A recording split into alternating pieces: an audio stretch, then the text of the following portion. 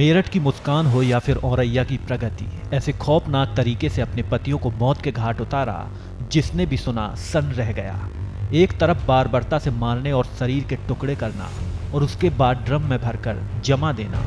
मेरठ में मुस्कान ने अपने पति को जिस तरीके से मारा, इस मर्डर मिस्ट्री को सुनकर लोगों की रूह कांप गई। वहीं दूसरी तरफ ऐसी खबरों के बीच एक पति ने मौत को गले लगाने से पहले ही अपने पत्नी को उसके प्रेमी को सौंप दिया।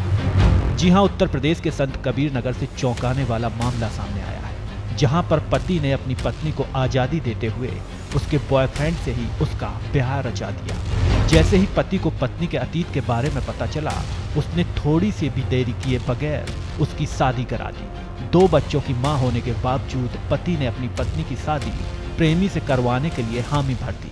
इसकी वजह यह भी सामने आई है कि पति को किसी बड़ी अनहोनी का डर था, इसलिए उसने ऐसा कदम उठाया।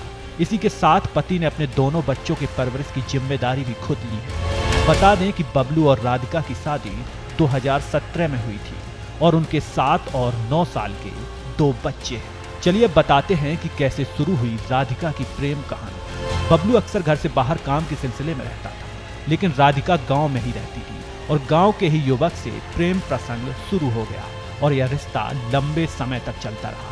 बाद में बबलू के परिवार को राधिका के उस युवक से प्रेम संबंध के बारे में पता चला और उन्होंने बबलू को उसकी जानकारी दी। महिला ने प्रेमी के साथ रहने की इच्छा जताई। इसके बाद बबलू ने मामले को सुलझाने की कोशिश की, लेकिन जब वह ऐसा करने में असमर्थ रहा तो उसने आखिर में पत्नी की शादी प्रेमी से करा दी।